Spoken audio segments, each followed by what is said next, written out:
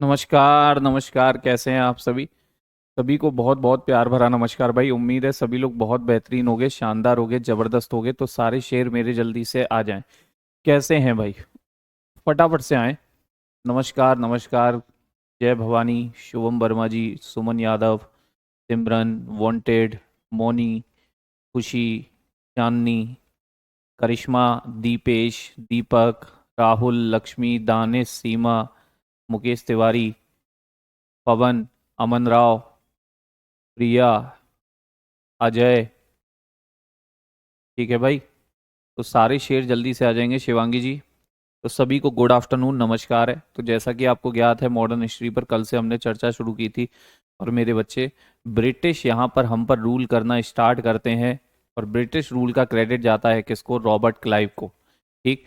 फिर मैंने आपसे कहा था कि ब्रिटिश जब भारत में आए और अपना सेटअप यहाँ जमा लिया, बढ़िया तरीके से इंडियन रूल को अपने हाथों में लेने लगे, तो मेरे बच्चे यहाँ पर कुछ गवर्नर कुछ गवर्नर जनरल और वाइस राय समय समय पर देखे गए। और आपसे सीधा क्वेश्चन आता है, सीधा फैक्ट आता है मेरे बच्चे, कि कौन सा काम किस गवर्नर जनरल के टाइम पर हुआ। कौन सा काम किस गवर्नर जनरल के टाइम पर हुआ। तो जो यहाँ पर काफी सारे मैंने गवर्नर जनरल और वाइसराय आपके सामने रखूंगा। और जो भी मेरे बच्चे मोस्ट मोस्ट इंपोर्टेंट होगा, ठीक है, क्योंकि इसमें समझाने का कुछ भी नहीं है, इसलिए मेरे बच्चे मैं इसे राइटिंग में नहीं करता। राइटिंग में, क्योंकि राइटिंग में करूंगा तो इसमें कम से कम ये मान के चलो कि 1 से 2 क्लास अपन खराब कर देंगे। 1 से 2 क्लास अपन क्या कर देंगे? खराब कर देंगे। ठीक। इसीलिए मेरे साथियों, जो व्यक्ति इंपॉर्टेंट है और उसका वर्क आपसे पूछा जाता है कि ये काम किस गवर्नर जनरल या किस वायसराय के टाइम पर हुआ, तो उसे देखते हैं हम। पहले हम देखेंगे गवर्नर जनरल को, उसके बाद में एक घटना घटेगी। और फिर यही गवर्नर जनरल का पद जो है, वही क्या हो जाएगा मेरे बच्चे? वही क्या रहेगा? विनायक जी। हाँ जी, हाँ जी, हाँ जी, चलो, हो जाएगा। जब तक वैलिडिटी है तब तक तो वो रहेगा ही रहेगा, परेशान ना हो। और उससे पहले ही आपका सिलेबस खत्म हो भी जाएगा। केमिस्ट्री बची है, फिजिक्स हल्की सी रह गई है, केमिस्ट्री बहुत छोटी होती है। ठीक, चलिए। तो शुरुआत करते हैं मेरे साथियों। दानिश, ओके, बिल्कुल बिल्कुल कर देंगे दानिश भाई। लेकिन परेशान ना होइए, रेलवे अपने आप ही ये बात जानता है कि वैकेंसी 5 साल बाद आई है। तो जो वो आपका गुरु, जिस बैच के लिए आप ट्वीट प्रोग्राम चलाए हैं, ट्विटर अभियान चलाए हैं, उसमें वैकेंसी अपने आप बढ़ जाएंगी मेरे बच्चे। परेशान ना हो, रेलवे खुद से ही ये काम कर देता है। आर के विशाल, अरबाज, कलोनी, राहुल, विजय। ठीक है। और वैसे भी अगर मेरे बच्चे सिलेक्शन लेने वाले 32,000 में भी ले जाएंगे, सिलेक्शन ना लेने वाले के लिए 32 लाख भी आ जाए तो भी कम है। तो भी कम है। तो अपने आप को सिलेक्शन लेने वाला बनाओ। आपको एक वैकेंसी चाहिए, 32,000 वैकेंसियों पर अकेले थोड़ी राज करोगे। ठीक है। चलिए, तो शुरुआत करते हैं। कल मैंने आपको मेरे बच्चे हल्का सा इसकी शुरुआत दी थी। हल्का सा इसकी शुरुआत दी थी। Important events, important events under governor general. पहले गवर्नर जनरल देखेंगे। भारत के गवर्नर जनरल के तहत महत्वपूर्ण घटनाएं क्या क्या हुई। और जो बेहतरीन सी घटना होगी, परेशान ना होइए, मैं उस पर खुद से आपसे कह दूंगा, इसे याद रखें। एक गवर्नर जनरल आया मेरे बच्चे, वॉरेन हेस्टिंग। Warren Hasting. और ये भारत का गवर्नर जनरल नहीं था, ये बंगाल का पहला गवर्नर जनरल था। First governor general of Bengal. First governor general of Bengal, याद कर लीजिएगा, पूछा जाता है। First governor general of Bengal. First governor general of Bengal. First governor general of Bengal, Bengal का पहला गवर्नर जनरल। बंगाल का पहला गवर्नर जनरल। बंगाल का पहला गवर्नर जनरल। ठीक है मेरे बच्चे, ये बंगाल का पहला गवर्नर जनरल था। बंगाल का पहला गवर्नर जनरल होता है। और इसके टाइम की एक सबसे इम्पोर्टेंट अगर इंसिडेंट की मैं बात करूं, तो मेरे बच्चे 1774 में, 1774 में इसके टाइम पर ही पहला सुप्रीम कोर्ट बना था, याद रखें। पहला सुप्रीम कोर्ट बना था कलकत्ता में। कहाँ बना था मेरे बच्चे? कलकत्ता में बना था। इस बात को याद कर लेना। इस बात को क्या कर लेना? याद कर लेना। जो भी मैं खुद से लिख रहा हूं वो तो कतई जहरीली इंपॉर्टेंट बातें हैं। कलकत्ता में ये सुप्रीम कोर्ट बना था। और इसके जो चीफ जस्टिस थे, चीफ जस्टिस का मतलब होता है मुख्य जज। इसके जो चीफ जस्टिस थे मेरे बच्चे, मुख्य जज जो यहाँ पर थे, उनका नाम मिलता है sir Elijah Impey. Sir Elijah Impey. क्या नाम मिलता है? Sir Elijah Impey. Sir Elijah Impey इसका नाम मिलता है। Sir Elijah Impey. ठीक है, सर एलिजा इम्पे इनका नाम मिलता है। ये बात आप कृपया करके याद रखेंगे। ठीक है, ओके। हाँ सर, कोई भी कंट्री का ऐसे ही चला आता था क्या? इन लोगों को आने की अनुमति कौन देता था मेरे बच्चे? अब तो रूल ही इनके हाथ में आ गया ना। इन्होंने जब आपके राजाओं को हराया तो रूल ही इनके हाथ में, आपके राजा खुद बेचारे इनकी सुन रहे हैं। ठीक। अब इसी के टाइम पर मेरे बच्चे पिट्स इंडिया एक्ट आया था। पिट्स इंडिया एक्ट के समय आपसे पूछेगा बंगाल का गवर्नर जनरल कौन था, तो मेरे साथियों बताइएगा वॉरेन हेस्टिंग। Warren Hasting. ठीक है। इसी के टाइम पर मेरे बच्चे रेगुलेटिंग एक्ट, इसी के टाइम पर रेगुलेटिंग एक्ट आया था। कौन सा एक्ट आया था? रेगुलेटिंग एक्ट आया था। रेगुलेटिंग एक्ट के समय पर आपसे पूछे कि बंगाल का गवर्नर जनरल कौन था, वही हेस्टिंग है। वही हेस्टिंग। ठीक, 1773 का ये एक्ट था। और जब से ये एक्ट लागू हुआ तो एक प्रणाली का अंत हो गया भारत में, जिसे कहते थे हम डुअल गवर्नमेंट सिस्टम, बोले तो द्वैध शासन प्रणाली। ये जो द्वैध शासन प्रणाली है, इसके भारत में जनक कौन थे, इसके भारत में फादर कौन थे, किसने इसको लागू किया था? तो इसके जनक, इसके फादर याद रखना मेरे बच्चे। इसके जनक, इसके फादर याद रखना। भारत में इसको लागू किया था लॉर्ड क्लाइव। कौन किया था? Lord Clive. कौन किया था साथियों? लॉर्ड क्लाइव ने इसको लागू किया था। लॉर्ड क्लाइव ने इसको लागू किया था, ये बात आप याद रखेंगे। फिर इसके बाद इसी के समय पर मेरे बच्चे एक खास घटना घटी। 1784, 1784 का ये इंसिडेंट है। और क्या घटना घटी सर? तो मेरे बच्चे एक सोसाइटी बनाई थी अंग्रेजों ने। अंग्रेजों ने एक सोसाइटी बनाई थी, Asiatic Society of Bengal. Asiatic Society of Bengal. ये एशियाटिक सोसाइटी ऑफ बंगाल की स्थापना कभी आपसे पूछे, कभी भी आपसे पूछे कि किसने इसकी स्थापना की थी, तो विलियम जोन्स ने की थी मेरे बच्चे। किसने की थी? विलियम जोन्स ने की थी। लेकिन उस समय पर ये जो बंगाल में सोसाइटी बन के तैयार हुई, उस समय पर बंगाल के गवर्नर जनरल कौन थे? बंगाल के गवर्नर जनरल कौन थे? तो भैया वॉरेन हेस्टिंग ही होंगे, क्योंकि 1784 में ये बनी है। और ये जो संस्था थी, पता है आपको क्यों बनी थी? इस संस्था को बनाने का उद्देश्य था मेरे बच्चे कि अंग्रेज जब भारत में आए तो वो जानना चाहते थे कि भारतीय किस देवता को पूजते हैं, किसकी पूजा करते हैं, क्या इनका इतिहास रहा है। तो जो हमारे जो धार्मिक ग्रंथ हुए हैं, उनको ये इंग्लिश में ट्रांसलेट करा करती थी। इंग्लिश में ट्रांसलेट किया करती थी, जिससे कि अंग्रेज इन्हें पढ़ पाए। अंग्रेज इन्हें पढ़ पाए। ठीक है, खैर आपसे पूछेगा स्थापना किसने की? विलियम जोन्स ने।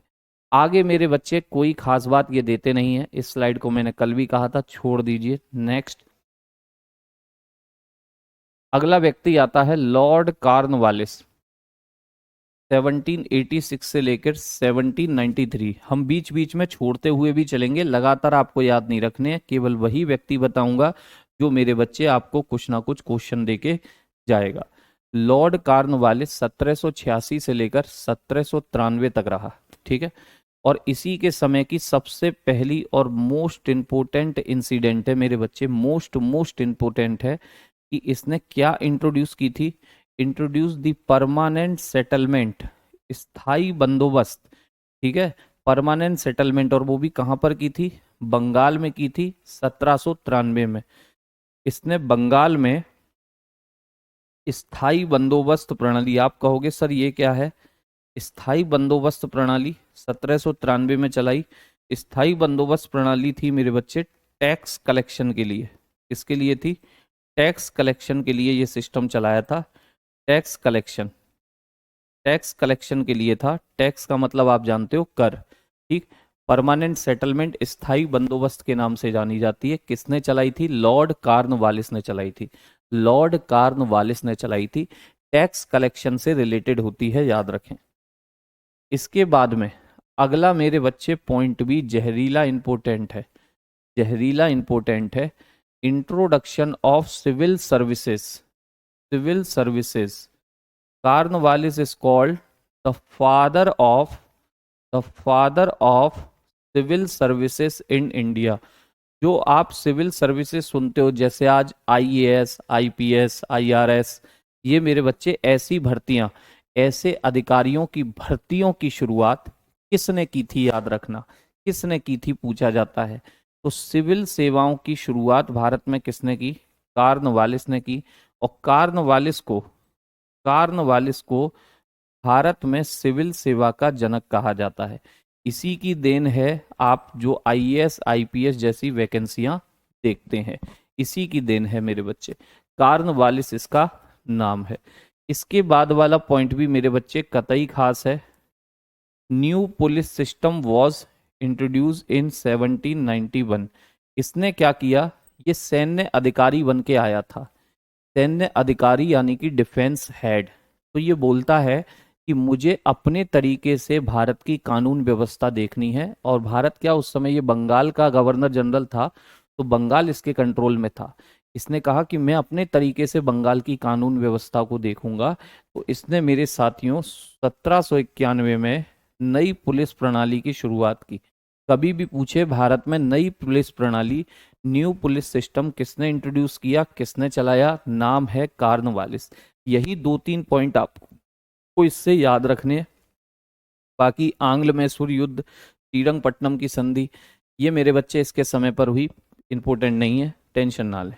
नेक्स्ट, बाकी बाकी कोई भी मेरे बच्चे पॉइंट आपके लिए खास नहीं कि अपीलीय, establishment of appellate court and lower grade court, अपीलीय न्यायालय और निचली श्रेणी के न्यायालय की स्थापना, लोअर कोर्ट भी बनने लगे जैसे आपके जिले वगैरह में है। ठीक, इसी के समय पर 1793 का चार्टर एक्ट आया था। इसी के समय पर 1793 का चार्टर एक्ट आया था, याद रखें। इसी के समय पर 1793 का चार्टर एक्ट आया था। कभी पूछे कौन था इस समय गवर्नर जनरल बंगाल का, तो लॉर्ड कार्नवालिस, लॉर्ड कार्नवालिस। ठीक है जी लक्ष्मीबाई जी। अगला व्यक्ति आता है मेरे बच्चे, खास है, लॉर्ड वेलेजली। लॉर्ड वेलेजली कब से कब तक होता है? 1798 से लेकर 1805। ठीक, लॉर्ड वेलेजली 1798 से लेकर 1805 तक बंगाल का गवर्नर जनरल रहा। और इसने मेरे बच्चे क्या किया? Introduce the subsidiary alliance system to achieve British paramountcy, paramountcy in 1798। Important point है, याद रखना, इंपोर्टेंट पॉइंट है और थोड़ा नहीं बहुत इंपोर्टेंट पॉइंट है कि ब्रिटिश सर्वोच्चता को प्राप्त करने के लिए इसने कौन सी संधि चलाई थी? सहायक संधि चलाई थी। कौन सी संधि चलाई थी? सहायक संधि। कब चलाई थी? 1798 में। ये भारत में आया मेरे बच्चे और इसने कहा कि जो भारतीय राजा ब्रिटिश के अंडर में रह के काम करेगा उसे हम सपोर्ट करेंगे। ठीक, उसे हम सपोर्ट करेंगे। ठीक है, ये विशाल बाबू लॉर्ड कार्नवालिस मेरे बच्चे बंगाल का गवर्नर जनरल ही तो था, वही पढ़ा रहा हूँ आपको, वही पढ़ा रहा हूँ। ठीक है मेरे साथीगण। ठीक, यही बंगाल के गवर्नर जनरल अभी भारत के गवर्नर जनरल भी बनेंगे, देखेंगे। ठीक है, तो अभी तक बंगाल के गवर्नर जनरल ही चल रहे हैं, जब भारत का आ जाएगा तो मैं भारत का खुद से ही लिख दूंगा। तो सहायक संधि या सब्सिडरी अलायंस का मतलब क्या था कि जो भी भारतीय राजा ब्रिटिश के अंडर कंट्रोल में रह के काम करेगा, ब्रिटिश की अधीनता में के रहकर काम करेगा, तो उसे तो ये लोग अपना सपोर्ट देंगे। जो अधीन में रह के काम नहीं करेगा, जो अंडर कंट्रोल में रह के काम नहीं करेगा, उससे ब्रिटिश लड़ाई करेंगे, युद्ध करेंगे और उसके राज्य को छीन लेंगे, उसके राज्य को छीन लेंगे। ये थी सहायक संधि मेरे बच्चे। और एक मोस्ट इंपोर्टेंट पॉइंट आएगा कि सहायक संधि स्वीकार करने वाला, सहायक संधि स्वीकार करने वाला पहला राज्य क्षेत्र कभी आपसे पूछे, accepted by, accepted by first region, first region, accepted by first region, इसका नाम आपको मिलता है हैदराबाद। हैदराबाद, इसे स्वीकार करने वाला पहला क्षेत्र कौन सा था बच्चे? कभी भी पूछे, इसे स्वीकारने वाला पहला क्षेत्र, इसे स्वीकारने वाला इसे स्वीकारने वाला पहला क्षेत्र, स्वीकारने वाला पहला क्षेत्र कौन सा था? पहला क्षेत्र कौन सा था साथियों? इसे स्वीकारने वाला पहला क्षेत्र होता है हैदराबाद। कौन था? हैदराबाद। इसे स्वीकारने वाला पहला क्षेत्र कौन सा था? हैदराबाद था। ठीक है, हैदराबाद। इसी के टाइम पर चौथा एंग्लो मैसूर वॉर हुआ था, जिसमें आपके क्या कहते हैं, टीपू सुल्तान मारे गए थे। टीपू सुल्तान, क्योंकि टीपू सुल्तान ने मेरे बच्चे ये सहायक संधि मना कर दी थी कि मुझे एक्सेप्ट नहीं है, मुझे एक्सेप्ट नहीं है, ठीक है, मुझे मंजूर नहीं है। वेलेज अली ने इनसे कहा कि ठीक है फिर तो हम लड़ाई करेंगे। लड़ाई करी, टीपू सुल्तान को मृत्यु पसंद आई, एक वीर की तरह मृत्यु पसंद आई, लेकिन उसने इनकी अंडरटेकिंग, इनकी लीडरशिप स्वीकार नहीं की थी। राधे राधे, राधे राधे। तो जो खास पॉइंट है उस पर डबल टिक है, देख लीजिएगा। ठीक है, इसी ने मेरे बच्चे, इसी के समय पर पेशवा की एक संधि हुई थी, पेशवा जो कि मराठों में होता था। ठीक, basin treaty 1802 with Peshwa, Peshwa के साथ बेसिन की संधि 1802 इसी के टाइम पर हुई थी। और एक खास पॉइंट यहाँ पर है, एक खास पॉइंट यहाँ पर है कि he described himself as a Bengal tiger. ये खुद को क्या कहता था? ये खुद को क्या कहता था? बंगाल का टाइगर कहता था। ये खुद को क्या कहता था मेरे बच्चे? बंगाल का टाइगर कहता था। खुद ही अपना नाम रख के घूमता था, बंगाल का टाइगर। खुद ही अपना नाम रख के घूमता था ये लॉर्ड वेलेज अली, बंगाल का टाइगर, बंगाल का टाइगर। अब ये सहायक संधि की बात थोड़ी सी देख लेते हैं। सब्सिडरी अलायंस, सहायक संधि प्रणाली, ये क्या थी मेरे बच्चे? तो Lord Wellesley introduce the system of subsidiary alliance, subsidiary alliance to bring the princely state under the control of British. मतलब क्या है कि इसे चलाया किसने था? सर लॉर्ड वेलेज अली ने। सहायक संधि प्रणाली की शुरुआत वेलेज अली ने की, ताकि रियासत यानी कि राजाओं के क्षेत्र को ब्रिटिश नियंत्रण में लाया जा सके, ब्रिटिश नियंत्रण में, ब्रिटिश के कंट्रोल में लाया जा सके, लाया जा सके। ठीक है मेरे बच्चे, इसलिए इन्होंने ये शुरू की थी। और देखो यहां पर बताया भी है, जो पॉइंट मैंने लिखा था कि it was the most effective instrument for the expansion of British territory and political influence in India. जो पॉइंट इंपोर्टेंट होगा, परेशान ना हो, डबल टिक लगा मिलेगा। यह भारत में ब्रिटिश क्षेत्र और राजनीतिक प्रभाव के विस्तार, वो अपना क्षेत्र बढ़ाना चाहते थे, तभी तो कहा था या तो हमारी अधीनता स्वीकारो या हमसे लड़ाई करो, या हमसे लड़ाई करो। ठीक, अंकित जी बंगाल का टाइगर इसलिए कहता था, टीपू सुल्तान को मारा था इसने, टीपू सुल्तान का इसी के समय मर्डर हुआ था, और टीपू सुल्तान मारे, भाई सहायक संधि चलाई, बंगाल का गवर्नर जनरल है, इसलिए बंगाल का टाइगर कह रहा है। ठीक, टाइगर इसलिए कह रहा है क्योंकि मैसूर के टाइगर को मार के आया है, मैसूर के टाइगर को मार के आया है। ठीक, the first Indian state to accept the subsidiary alliance was Hyderabad in 1798। देखो आ गया वो पॉइंट, आ गया वो पॉइंट कि सहायक संधि को स्वीकार करने वाला पहला भारतीय राज्य कौन था मेरे बच्चे? हैदराबाद था। कौन था? हैदराबाद था। कौन था? हैदराबाद। मैसूर का टाइगर टीपू सुल्तान, टीपू सुल्तान हैदर अली का पुत्र। ठीक है, अब देखो यहां पर कुछ क्षेत्र बता रखे हैं कि किस किस ने सहायक संधि स्वीकारी थी। आपको कोई याद नहीं रखना, आपको कोई याद नहीं रखना मेरे बच्चे। ठीक, परेशान होने की बात नहीं है, बस पहला याद कर लेना, हैदराबाद। ठीक, अदर स्टेट जिन्होंने सहायक संधि को स्वीकारा, सब्सिडरी अलायंस को एक्सेप्ट किया, वो था तंजौर 1799, 1799। एक था मेरे बच्चे अवध, ये इलाहाबाद वाला 1801। पेशवा मराठे थे 1802। भोंसले 1803, ये नागपुर वाला भोंसले था। एक था मेरे बच्चे ग्वालियर के सिंधिया 1804, 1804। एक थे मेरे बच्चे इंदौर वाले लोग 1817। जयपुर उदयपुर जोधपुर 1818, जयपुर उदयपुर जोधपुर 1818। याद करने के लिए जरूरत नहीं है। आप एक याद करेंगे कि पहला राज्य कौन सा था जिसने सब्सिडरी अलायंस को एक्सेप्ट किया था, पहला क्षेत्र कौन सा था, तो मेरे बच्चे कौन सा था? आप कहेंगे सर हैदराबाद। अंग्रेजों की सफलता का प्रमुख कारण था उच्च नेतृत्व। उच्च नेतृत्व, एक डिसिप्लिन के साथ काम करना, एक प्रॉपर प्लानिंग के साथ काम करना। और भारत उस समय कोई राष्ट्र नहीं था, भारत छोटे छोटे राजाओं में विभक्त था। अगर सब यूनाइट होकर के लड़ते अंग्रेजों से तो अंग्रेज कभी रूल नहीं कर पाते। झांसी की रानी मेरे बच्चे वीर थी, कोई शक नहीं, बहुत वीर थी, बहुत वीरता से लड़ी, लेकिन एक भारत राष्ट्र के लिए नहीं लड़ी, वो झांसी के लिए लड़ी थी, झांसी के लिए। ऐसे ही बहुत सारे लोग हुए जो अपने अपने क्षेत्रों के लिए लड़ रहे थे।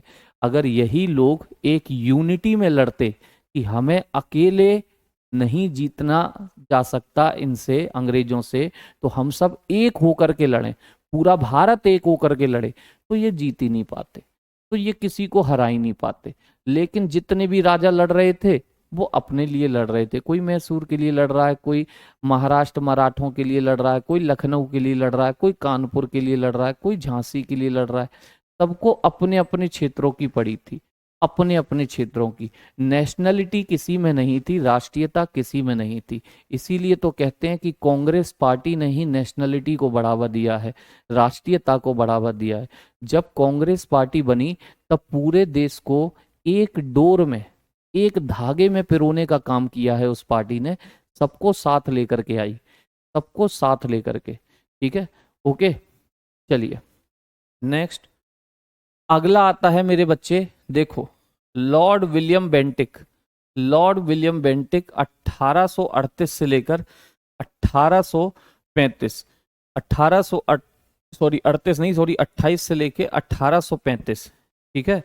और लॉर्ड विलियम बेंटिक की बात करें तो अब ये व्यक्ति जो है, ये जो था, ये बंगाल का लास्ट गवर्नर जनरल था। पहले तो इतनी बात याद रखें, लास्ट गवर्नर जनरल, और जो व्यक्ति लास्ट होता है वो अगली पोस्ट में पहला होता है, ठीक है। जो व्यक्ति लास्ट होता है वो अगली वाली पोस्ट में पहला होगा, वो अगली वाली पोस्ट में क्या होगा मेरे बच्चे? पहला होगा। ये बंगाल का अंतिम गवर्नर जनरल है, बंगाल का अंतिम गवर्नर जनरल, बंगाल का अंतिम गवर्नर जनरल था ये, बंगाल का अंतिम। पहला कौन था? Warren Hasting. लास्ट कौन है मेरे बच्चे? बंगाल का लास्ट गवर्नर जनरल कौन है? तो वॉरेन, ये क्या नाम है इसका? Lord William Bentinck. अब क्या हुआ कि इसी गवर्नर जनरल को, ये जो बंगाल का अंतिम गवर्नर जनरल है, लास्ट गवर्नर जनरल है, इसी को पूरे भारत का, इसी को पूरे भारत का क्या बनाएंगे? गवर्नर जनरल बनाएंगे। तो यहां पर लिखे भी हैं कि अब बात होगी भारत के गवर्नर जनरल, देख लीजिए, ठीक, important governor generals of India, of India, और इनमें सबसे पहला ही नाम डला हुआ है लॉर्ड विलियम बेंटिक का। Lord William Bentinck, Lord William Bentinck. काम क्या क्या हुए इनके टाइम पर, ठीक है, काम क्या क्या हुए इनके टाइम पर?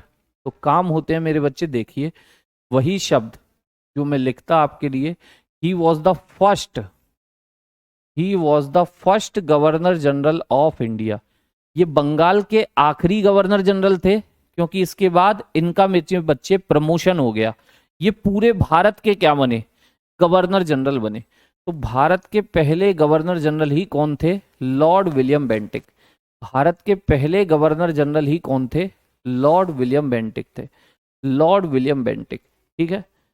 फिर नेक्स्ट है abolished provincial court of appeal and circuit setup by the Cornwallis appointed of commission of revenue and circuit. कोई खास पॉइंट नहीं है मेरे बच्चे, कॉर्नवालिस द्वारा स्थापित प्रांतीय अपील और सर्किट अदालतों को इन्होंने समाप्त कर दिया। राजस्व और सर्किट आयुक्तों की नियुक्ति की गई। कोई खास पॉइंट नहीं है, कोई खास पॉइंट नहीं। अभी तक एक ही खास है मेरे बच्चे, याद रखिएगा कि भारत के पहले क्या थे? Governor general. फिर मेरे बच्चे दूसरा ये जो पॉइंट है ये कतई जहरीला है, ये कतई जहरीला है, पूछा जाएगा। Carried out social reforms such as the abolition of sati in 1829 with the help of Raja Ram Mohan Roy. ये वही राजा राम मोहन राय हैं जिन्होंने ब्रह्म समाज की स्थापना की थी, पढ़ोगे, ठीक है। 1829 में राजा राम मोहन राय की सहायता से सती सिस्टम, सती प्रथा का उन्मूलन जैसे सामाजिक सुधार किए। किसने किए? विलियम बेंटिक ने किए। किसने किए? विलियम बेंटिक ने किए। William Bentinck. इतना ही नहीं और भी करेगा मेरे बच्चे, इतना ही नहीं और भी करेगा। Suppression, supersession of thuggee placed William Sleeman in charge of the operation of eliminate the ठगी menace 1831 to 1837 over 3000 thugs were convicted। Important point है, इंपोर्टेंट पॉइंट है कि भाई ठगी सिस्टम को, ठगी प्रथा को भी किसने समाप्त कराया? तो गुरुदेव विलियम बेंटिक ने समाप्त कराया। ये लिखा है ठगी का दमन, ठगी सिस्टम की समाप्ति, ठगी सिस्टम की समाप्ति। विलियम स्लीमेन को ठगी के खतरे को खत्म करने के लिए अभियान का प्रभारी इन्होंने बनाया था। अभियान का प्रभारी यानी कि मुखिया बनाया था, जो 1831 से 37 तक बने रहे। 3000 से ज्यादा ठग दोषी ठहराए गए, जो लोगों से लूटपाट करते थे, उल्टे सीधी योजनाओं का मेरे बच्चे प्रलोभन देते थे कि ऐसे पैसा बनेगा, वैसे पैसा बनेगा। तो इस ठगी सिस्टम को भारत से खत्म कराया। इसके लिए काम का क्रेडिट किसको जाता है? विलियम बेंटिक को जाता है। दोनों खास पॉइंट है मेरे बच्चे, दोनों खास पॉइंट है। एक तीसरा एक और खास आ गया, ये लो एक और पे डबल टिक। ही बैंड फीमेल इन्फेंटिसाइड इन 1829। मतलब क्या है कि 1829 में, 1829 में मेरे बच्चे इन्होंने कन्या भ्रूण हत्या, कन्या भ्रूण हत्या पर प्रतिबंध लगा दिया। एक्चुअल में उस जमाने में भारत में मेरे बच्चे शिक्षा का स्तर तो बिल्कुल खत्म था। लोगों को लगता था कि लड़की घर में आ गई तो बहुत दिक्कत परेशानी समस्या हो जाएगी, ठीक है। तो उसकी हत्या भ्रूण में ही करा दी जाती थी, भ्रूण में ही, ठीक है ना। अबॉर्शन करवा दिया जाता था, बात बात पे पता चला कि लड़की होने वाली है, अबॉर्शन करा दिया। तो इसको बैन कराया था इसी व्यक्ति ने। तो ठगी प्रथा को बंद कराया, सती प्रथा को बंद कराया, कन्या भ्रूण हत्या को बंद कराया, कन्या भ्रूण हत्या को बंद कराया। और इतना ही नहीं मेरे बच्चे, इतना ही नहीं, एक खास काम होगा देखना।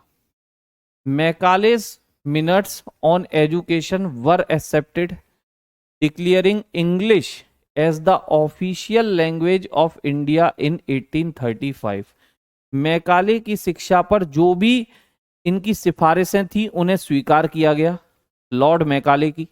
और 1835 में अंग्रेजी को भारत की आधिकारिक भाषा घोषित किया गया। इंपोर्टेंट पॉइंट है, इन्हीं के समय पर यह काम हुआ था, इन्हीं के समय पर यह काम हुआ था कि भैया याद रखें, अंग्रेजी भारत की ऑफिशियल लैंग्वेज कब बनी थी? इंग्लिश भारत की ऑफिशियल लैंग्वेज कब बनी थी मेरे बच्चे?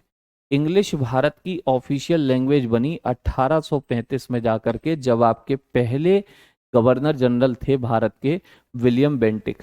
ओके, चलिए नेक्स्ट अगला व्यक्ति आता है मेरे बच्चे ऑकलैंड, लॉर्ड ऑकलैंड। 36 से लेकर 82 लॉर्ड ऑकलैंड इनका नाम है। और इनके टाइम पर पहला एंग्लो अफगान युद्ध हुआ, मतलब अंग्रेजों का अफगानों से बैटल हुआ था। ये पूछ सकता है आपसे, ये पूछ सकता है कि पहला एंग्लो अफगान बैटल मेरे बच्चे किसके टाइम पर हुआ? लॉर्ड ऑकलैंड, ठीक।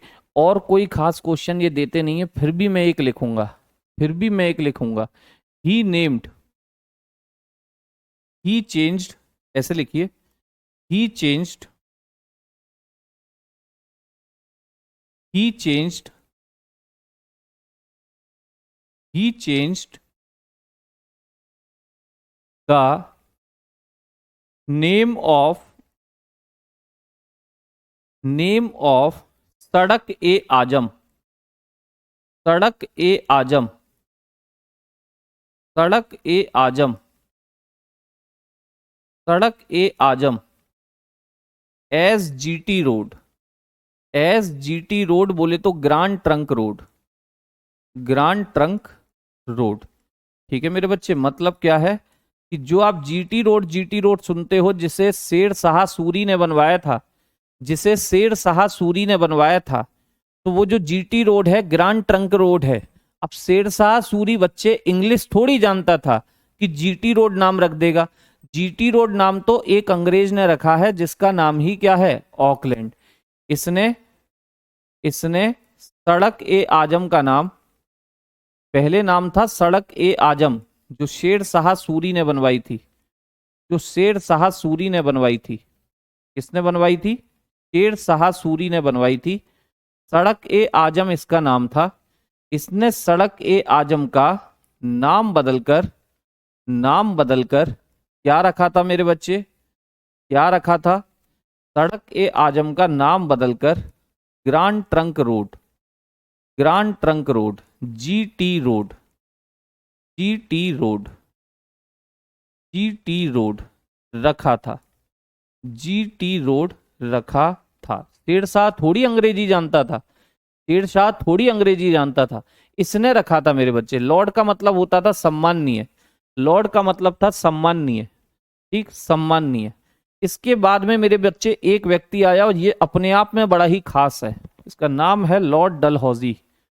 लॉर्ड डलहौजी 1848 से लेकर के 1856 तक रहेगा लॉर्ड डलहौजी, ठीक है, लॉर्ड डलहौजी। अगर इसकी बातें करें मेरे बच्चे, तो Lord Dalhousie was one of the chief architects of the British Empire in India. मतलब क्या है सर, कि लॉर्ड डलहौजी भारत में ब्रिटिश साम्राज्य के प्रमुख वास्तुकार, वास्तुकार का मतलब होता है बनाने वाला, डिजाइनर में से एक था। यानी ब्रिटिश साम्राज्य को जिन लोगों ने खड़ा किया है, उन लोगों में इसकी भी गिनती होती है। जैसे मेरे बच्चे वेलेजली ने चलाई थी सहायक संधि, सब्सिडरी पॉलिसी, कि कोई भारतीय राज्य अगर अंग्रेजों की अधीनता स्वीकारेगा तो जिएगा, नहीं तो उसका राज्य हम छीन लेंगे, लड़के छीन लेंगे। इसने भी कुछ ऐसी ही पॉलिसी चलाई है। इसकी पॉलिसी थी डॉक्ट्रिन ऑफ लैप्स, राज्य हड़प नीति, राज्य हड़प नीति। इसने दिमाग लगाया और देखा कि कभी कभी राजाओं के घर में बेटा पैदा नहीं हो रहा है, तो वो गोद लेकर के काम चला रहे हैं। इसने कहा कि जिस राजशाही परिवार में, जिस रॉयल फैमिली में बेटा पैदा नहीं हुआ, सन का जन्म नहीं हुआ, तो मेरे बच्चे वो गोद नहीं ले सकते। और किसी ने भी अगर गोद ले रखा है तो उसका भी कोई अधिकार राजा की संपत्ति पर नहीं होगा, उसे हम राजा नहीं मानेंगे। आप कहोगे तो उसके राज्य का क्या होगा? वो राज्य ब्रिटिश कंट्रोल में चला जाएगा, वो राज्य ब्रिटिश कंट्रोल में चला जाएगा। इसे कहते हैं राज्य हड़प नीति। देखिएगा आएगी, लेकिन उससे पहले एक दो काम देख लीजिए, इसके बड़ा ही खास है। During his tenure the first railway line from Bombay to Thane in 1853 was inaugurated.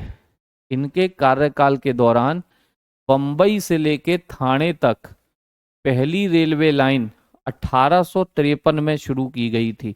1853 में कौन थे जब गवर्नर जनरल भारत के? याद रखना, डलहौजी। तो विकास के काम भी इसने कराए हैं, ऐसी बात नहीं है। ये जो ट्रेन थी मेरे बच्चे बंबई से थाने तक चली थी, कितनी चली थी?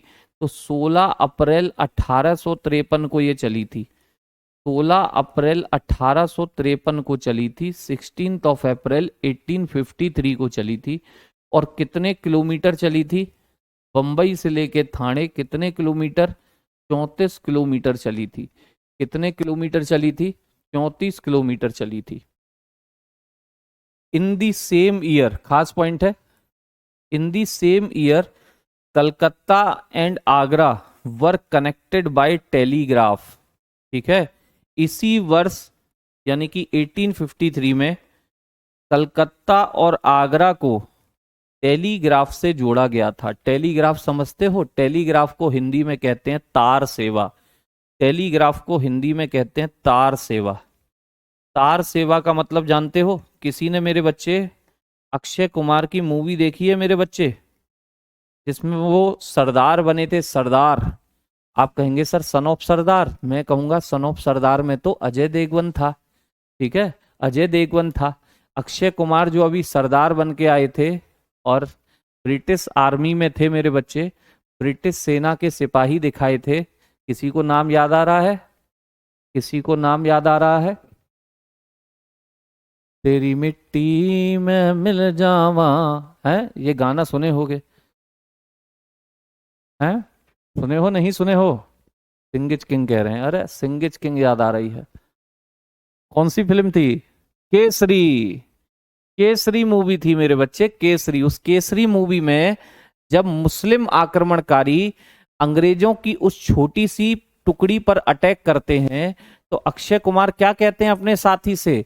जल्दी से टेलीग्राफ भेजिए। तो वो एक बटन दबा रहा होता है एक मशीन में, ऐसे ऐसे करके, एक ऐसे ऐसे करके। तो ये टेलीग्राफ सर्विस थी, ये तारों के माध्यम से मेरे बच्चे चलती थी, और इस पे कोडिंग लैंग्वेज में दूसरी जगह पर वही कोड जनरेट होता था कागज में। ठीक, आपकी मशीन में एक कागज लगा है, दूसरे की मशीन में एक कागज लगा है। जैसे आज आप फैक्स भेजते हो ना, फैक्स, उस जमाने में ये टेलीग्राफ था। आप जो बटन यहां पर दबाओगे वो प्रिंटिंग दूसरी तरफ भी हो जाएगी। ठीक, तो कहते हैं जल्दी से उनको मैसेज भेजिए, टेलीग्राफ भेजिए, तार भेजिए। केसरी, तेरी मिट्टी में मिल जावा करके गाना सुना होगा मेरे बच्चे। चलिए, फिर इन्हीं के टाइम पर मेरे बच्चे सेकंड एंग्लो सिख वॉर हुआ था।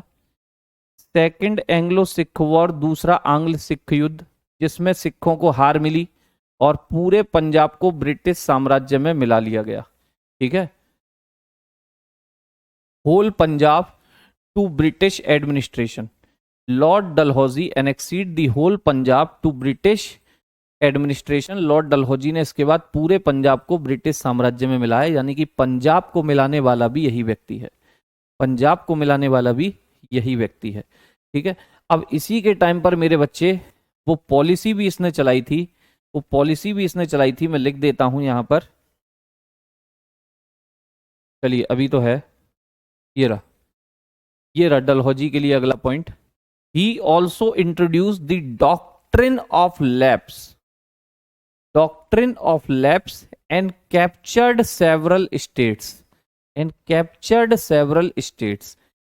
इसने डॉक्ट्रिन ऑफ लैप्स, जिसे हम मेरे बच्चे राज्य हड़प नीति भी कहते हैं, ठीक है ना, राज्य हड़प नीति, क्या भी कहते हैं इसे हिंदी में? राज्य हड़प नीति। और हिंदी में इसका एक और नाम है, हिंदी में इसका एक और नाम है, हिंदी में इसी को मेरे बच्चे व्यपगत सिद्धांत कहते हैं। किसका सिद्धांत? व्यपगत सिद्धांत। आप कहोगे सर ये क्या होता है, ये क्या होता है सर, ये व्यपगत सिद्धांत क्या है सर? ठीक है, तो सुनिए, लिखा है, इसने डॉक्ट्रिन ऑफ लैप्स यानी कि राज्य हड़प नीति या व्यपगत का सिद्धांत चलाया और कई राज्यों को अपने कब्जे में ले लिया, जिनमें मेरे बच्चे आपको एक व्यक्ति खास याद रखना है। सर कौन याद रखना है? देखो, जितने भी राज्य इसने इससे हड़पे, सबके ब्रैकेट में सन लिखी है, लेकिन आप देखोगे कि सबसे पहले कौन हड़पा जा रहा है, सबसे पहले कौन हड़पा जा रहा है पूछा जाता है कि भाई डॉक्ट्रिन ऑफ लैप्स में सबसे पहले किस राज्य को हड़पा गया था? तो गुरुदेव सतारा को हड़पा गया था। सबसे पहले किसको हड़पा गया था? ओके, बताइए चमन जी, सबसे पहले किसको हड़पा गया था? सतारा को हड़पा गया था, सतारा पर यह पॉलिसी लगाई गई थी। फिर जयपुर संबलपुर, जयपुर संबलपुर 1849, इसके बाद उदयपुर 1852, 1852, और मेरे बच्चे झांसी, इसीलिए तो लड़ी थी झांसी की रानी, 1853, 1853, और लास्ट में नागपुर, लास्ट में नागपुर 1854। तो सबसे पहले कहां पर यह पॉलिसी अप्लाई हुई थी मेरे बच्चे? सबसे पहले पॉलिसी कहां पर अप्लाई हुई? सतारा सबसे पहले हड़पा गया था, याद रखें। इसमें वही था कि जिस रॉयल फैमिली में बेटा पैदा नहीं हुआ है वो गोद ले नहीं सकते, वो गोद नहीं ले सकते। जिस रॉयल फैमिली में बेटा पैदा नहीं हुआ वो गोद नहीं ले सकते। अगर किसी ने ले भी रखा है तो उसे हम राजा नहीं मानेंगे, उसे हम राजा नहीं मानेंगे। ठीक है। इसके बाद मेरे बच्चे देख लो, यहां भी लिखा हुआ है कि Satara was the first state to fall under the policy of doctrine of lapse. Satara doctrine of lapse के तहत आने वाला पहला राज्य था। ठीक। इसने एक दो बातें और स्टार्ट की थी मेरे बच्चे। डलहौजी काफी क्वेश्चन देता है आपको। Established the postal system in India which made communication easier.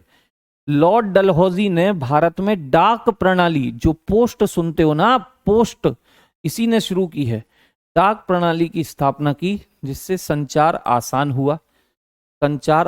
हुआ। ही एबोलिश्ड टाइटल एंड पेंशन। इसने भैया किसी को पदवी देने से और पेंशन देने से साफ मना कर दिया कि कोई पेंशन नहीं मिलेगी, सबकी पेंशन बंद। ठीक है, ओके। सर जी, झांसी की रानी के पीछे तो बच्चा था, मतलब वो लड़की थी? नहीं बाबू, गोद लिया था, गोद लिया हुआ था प्रिंस भाई, वो गोद लिया हुआ था। ठीक है, अडॉप्टेड था, अडॉप्टेड।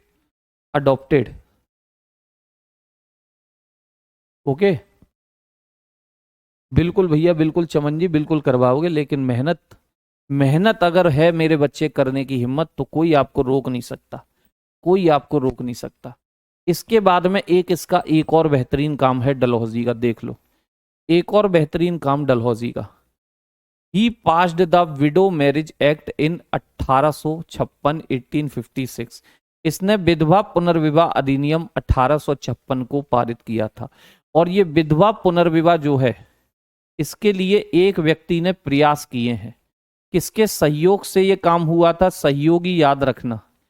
जैसे राजा राम मोहन राय ने सहयोग किया था विलियम बेंटिक को सती प्रथा की टर्मिनेशन में, सती प्रथा की समाप्ति में, ऐसे ही विधवा पुनर्विवाह में इनके जो सहयोगी थे वो थे ईश्वर चंद्र विद्यासागर। ईश्वर चंद्र विद्यासागर विधवा पुनर्विवाह के लिए जो लड़ाई लड़ी है, वो ईश्वर चंद्र विद्यासागर ने लड़ी है। कभी भी पूछे तो याद रखिएगा इनका नाम। ईश्वर चंद्र विद्यासागर इनके सपोर्टर थे इस काम में। ईश्वर चंद्र विद्यासागर इनके सपोर्टर थे इस काम में। सती प्रथा के लिए लड़े हैं आपके कौन? राजा राम मोहन राय। और विधवा पुनर्विवाह के लिए लड़ाई लड़ी है ईश्वर चंद्र विद्यासागर ने। आप कहोगे सर इनको क्या था? तो मेरे बच्चे, पहले शादियां कम उम्र में होती थी, पहले शादियां कम उम्र में होती थी। और आप जानते हो समय का कोई पता नहीं, कौन कब जाएगा, कौन कब उठेगा, पता नहीं। तो मेरे बच्चे, अगर बचपन में शादियां हो रही हैं, तो हो सकता है कि एक महिला बचपन में ही विधवा हो जाए, जब वो शादी का मतलब भी नहीं जानती है, उससे पहले ही विधवा हो जाए। अब वो पूरा जीवन कैसे काटेगी? तो ईश्वर चंद्र विद्यासागर ने इसके लिए एक कोशिश की, अभियान चलाए कि भाई विधवाओं को अपना जीवन जीने का हक है। ठीक, वो चाहें तो दूसरी शादी कर सकती हैं, लेकिन उस जमाने में हमारा समाज कहता था नहीं, कि इसके गले की घंटी बंधी थी, भले ही ये गला जा चुका है, लेकिन घंटी यहीं रहेगी, यानी कि तुझे यहीं रहना पड़ेगा, ये तेरा नसीब है।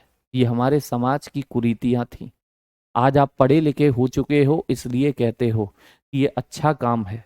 उस जमाने में हमारे ही बड़े बुजुर्ग, आपके मेरे परदादा, दादा, दादा के दादा, दादा के दादा कहते रहे होंगे कि यही प्रथा है कि अगर विधवा हो चुकी है तो यहीं रहे, अगर हस्बैंड मर चुका है तो उसी के शव के साथ मेरे बच्चे जला दिया करते थे। सती सिस्टम। आज हम लोग कहते हैं, अगर हमारे सामने ऐसा होता है तो हम कहेंगे कितना गलत हो रहा है। क्यों? क्योंकि हम पढ़े लिखे समाज से आते हैं। उस जमाने में हमारे ही बड़े बुजुर्ग कहते थे ये सिस्टम है, ये प्रथा है, ये सिस्टम है, ये प्रथा है। ठीक है, बताइए क्यों? क्योंकि समाज पढ़ा लिखा नहीं था। इसके बाद मेरे बच्चे, इसके बाद एक खास पॉइंट आता है।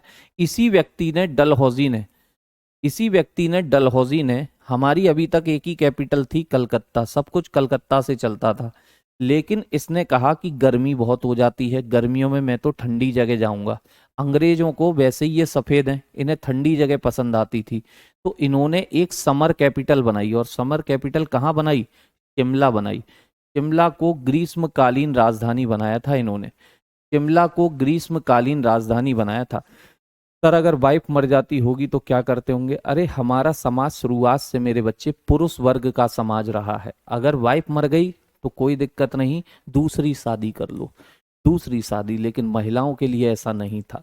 महिलाओं को तो बस यही समझा जाता था कि इनकी उत्पत्ति केवल वंश को आगे बढ़ाने के लिए हुई है, और वंश को आगे बढ़ा दें तो ठीक, नहीं बढ़ा पा रही तो भी इनको गालियां सुननी पड़ती थी, समाज की गालियां, और जो कि आज भी सुननी पड़ती है, आज भी सुननी पड़ती है मेरे बच्चे। ठीक है, इसके बाद देखिए, वो डलहौजी के ही काम चल रहे हैं, ये डलहौजी के ही काम चल रहे हैं मेरे बच्चे। ठीक है, Wood dispatch act most important point है, शिक्षा में सुधार के लिए आया था ये। Wood dispatch act was passed which provided a proper system of education from school to university, from school to university. ठीक है, वुड डिस्पैच एक्ट 1854, पूछे किसके टाइम पर आया? डलहौजी के टाइम पर आया। किसके टाइम पर? डलहौजी के टाइम पर। इसने स्कूल से लेकर विश्वविद्यालय तक की शिक्षा के लिए एक उपयुक्त प्रणाली प्रदान की। शिक्षा में सुधार के लिए आया था, एजुकेशन सिस्टम को अच्छा बनाने के लिए आया था। तो ऐसा नहीं है कि डलहौजी ने सब कुछ खराब ही किया, बहुत बेहतरीन बेहतरीन काम भी करके गया है। ठीक है, ओके सर। आज पर आज तो शादी ही नहीं है हो पा रहा है, क्या दिन आया है? यही होगा, और मारिए मेरे बच्चे, यही तो इस समाज की सबसे बड़ी बुराई है। अपने घर में बेटी पैदा होती है तो रोते हैं, लेकिन जब अपने ही बेटे के लिए बेटी ना मिलती तो भी रोते हैं। बताइए मेरे बच्चे, समाज में हमेशा लेन देन से बदलाव आते हैं। जब देना सीखोगे तभी आपको भी कुछ मिलेगा, जब देना ही नहीं चाहते हो तो आपको क्या ही मिलेगा। जब आपके घर में बेटी पैदा हो रही थी तो यही समाज उसे मार देता है, यही समाज उसे मार देता है। और बड़ा होके जब अपने ही बेटे के लिए बेटी चाहिए किसी की, तो कैसे उम्मीद कर सकते हो कि उसके घर में बेटी होगी? उसने आपकी तरह कर दिया हो तो, उसने भी आपकी तरह कर दिया हो तो फिर तो मेरे बच्चे इस दुनिया में केवल और केवल क्या ही रह जाएंगे?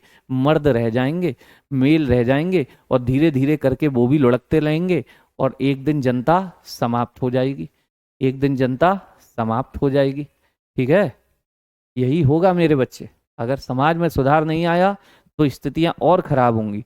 एक और बेहतरीन काम है इनका, इन्होंने मेरे बच्चे एक डिपार्टमेंट बनाया, establish the public works department, PWD, लोक निर्माण विभाग की स्थापना की। किसने? डलहौजी ने ही की थी, याद रखना। PWD क्या करता है मेरे बच्चे? ये सड़क वगैरह बनती हैं, ये रोड वगैरह बनते हैं, ये रोड वगैरह बनते हैं। ठीक है,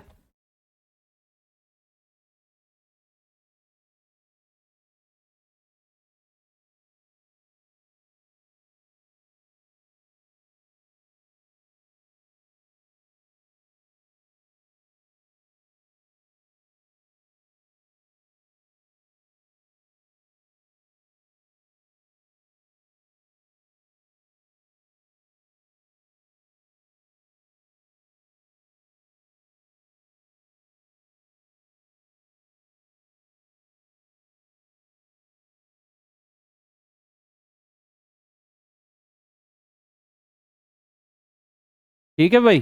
तो मैंने कहा चमन भाई, सर मेरा मोटिवेशन डाउन हो जाता है, मैं क्या करूं? मैं कभी कभी चिड़ा चिड़ा सा महसूस करता हूं। मेरे बच्चे, आपकी मोटिवेशन आप खुद हो, आपकी मोटिवेशन आपके अंदर की खुद की आग है। आप किसी को मेरे बच्चे प्यार करते हो? प्यार, देखो प्यार से मतलब ये नहीं होता मेरे साथियों कि आप हमेशा यही सोचो कि एक गर्लफ्रेंड होनी चाहिए या एक बॉयफ्रेंड होना चाहिए। प्यार प्यार होता है। प्यार अपनी सिस्टर से भी होता है, प्यार पिताजी से भी होता है, प्यार मम्मी से भी होता है। ठीक है, और प्यार अपने आने वाले बच्चों से भी होता है। ठीक है, क्लियर? तो जिससे आप प्यार करते हो मेरे बच्चे, अगर उसे कोई भी तकलीफ होती है, परेशानी होती है, चाहे वो पिताजी क्यों ना हो, जैसे पिताजी हमारी आंखों के सामने मेरे बच्चे हम लोगों को पढ़ा पढ़ा करके बड़ा कर गए, और हमसे अपेक्षाएं लगा के बैठे हैं कि हम उनके लिए अब कुछ करें। मेरे बच्चे, इस बात को दिमाग से निकाल देना कि आपके माता पिता आपसे अपेक्षा लगा रहे हैं कि आप उनके लिए कुछ करो। किसी के माता पिता ऐसे होते ही नहीं है, माता पिता अगर चाहते हैं तो बस ये चाहते हैं कि जो जीवन हमने जिया है, उनकी तो कट गई मेरे बच्चे, उनकी तो कट गई, जो थोड़ी बहुत है वो भी कट जाएगी, जो थोड़ी बहुत है वो भी कट जाएगी। लेकिन वो अगर कहते हैं तो बस इसलिए कहते हैं कि जो जीवन उन्होंने जिया है उस जीवन को उनका बेटा या बेटी ना जिए, उसका जीवन उनसे बेहतर होना चाहिए। और यही हर पीढ़ी की जिम्मेदारी होती है। ठीक। अब मान लीजिए वो आपसे प्यार करते हैं और आपके लिए कुछ भी हो जाए, आपके लिए कुछ भी हो जाए, अगर आप बीमार भी होते हो और मेरे बच्चे, उसमें कितना भी खर्चा लगता हो, एक बाप कहीं से भी लाता है, कहीं से भी। वो मेरे बच्चे कभी दिखाता नहीं है कि वो क्या कर रहा है, आपसे कितना प्यार करता है। माँ तो दिखा देती है, माँ तो आंसू टपका देती है, टेसू उसके बहुत जल्दी निकल आते हैं, लेकिन एक पिता कभी नहीं दिखाता। लेकिन उस पिता से सीखो, उसकी डेडिकेशन से सीखो कि मेरे बच्चे, वो आपसे कितना प्यार करता है। वो चुपचाप सुबह उठ करके अपने काम पर जाता है, शाम को आता है, खाना खाता है, सो जाता है, फिर अगले दिन काम पर निकल जाता है। उसे कभी कोई मतलब नहीं कि उसने कब मेरे बच्चे कपड़े खरीदे हैं, कब त्योहार आ गया। बस वो जी रहा है तो आपके लिए, और आपको जरा सा भी कुछ हुआ तो वो दुनिया में आग लगाने को तैयार है, दुनिया में आग लगाने को तैयार बैठा हुआ है। उस व्यक्ति से सीखो मेरे बच्चे। क्या उसका कोई लोभ लालच है आपसे? नहीं है। और आप कह रहे हो कि मैं हताश निराश हो जाता हूं, तो मेरे बच्चे कहाँ हो मेरे मेरे भाई? इतने मेहनत मजदूरी करके, एक पिता मेहनत करके आपको पढ़ा रहा है, लिखा रहा है। मैं ये नहीं कह रहा कि सबके पास माँ बाप हो, आप हो सकता है खुद भी मेहनत कर रहे हो। तो मेरे बच्चे, जब मेहनत घर चलाने के लिए कर रहे हो तो थोड़ी सी मेहनत और पढ़ाई में नहीं कर सकते हैं क्या? थोड़ी सी मेहनत और पढ़ाई में नहीं कर सकते? जीवन भर की मेहनत मजदूरी से अच्छा है कि एक साल क्यों ना लग के मेहनत कर दी जाए इस पढ़ाई में। अब ये सोचना आपका काम है।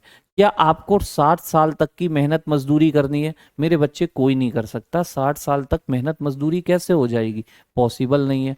लेकिन अगर एक साल की मेहनत कर दोगे मेरे बच्चे, तो जीवन भर मजदूरी करने की जरूरत नहीं पड़ेगी, जीवन भर मजदूरी करने की जरूरत नहीं पड़ेगी। इस बात को याद रखना, इस बात को याद रखना मेरे साथियों। किसी को बुरी लगी हो तो माफी चाहूंगा, लेकिन सत्यता है, सत्यता है। ठीक। अब इसने ही पीडब्ल्यूडी डिपार्टमेंट बनवाया था मेरे साथियों। आगे चलते हैं, आगे चलते हैं। ठीक है। इसी के टाइम पर एक चार्टर एक्ट आया था 1853, चार्टर एक्ट 1853 इसी के टाइम पर आया था। ठीक है। चार्टर एक्ट 1853 खास नहीं है, जो खास होता मैं डबल टिक आपके लिए कर देता हूं। चलिए, अब बात आती है अगली कि ये डॉक्ट्रिन ऑफ लैप्स है क्या। तो जैसे आपको सहायक संधि बताया था, ऐसे ही इसके बारे में एक दो बातें। Doctrine of lapse, doctrine of lapse, Lord Dalhousie and Lord Dalhousie and imperialist and one of the chief architect of the British Empire in India. ठीक है। Introduce the doctrine of lapse to extend the British control. मैंने आपको ये चीज पहले ही बताई कि डलहौजी जो एक साम्राज्यवादी और भारत में ब्रिटिश साम्राज्य के मुख्य वास्तुकार, वास्तुकार यानी कि ब्रिटिश साम्राज्य को बढ़ाने वाले, ब्रिटिश साम्राज्य को बढ़ाने वाले में से एक थे। ब्रिटिश नियंत्रण का विस्तार करने के लिए इन्होंने डॉक्ट्रिन ऑफ लैप्स, जिसे आप राज्य हड़प नीति भी कहते हैं, जिसे आप व्यपगत का सिद्धांत भी कहते हैं, को लागू किया था। ठीक है। जिस किसी भी रॉयल फैमिली में बेटा पैदा नहीं होता था, उसको ये मेरे बच्चे हड़प लेते थे। देखो, यही कहानी यहां पर लिखी है, यही कहानी यहां पर लिखी है। मैं 1 मिनट में इसे आपको बता देता हूं।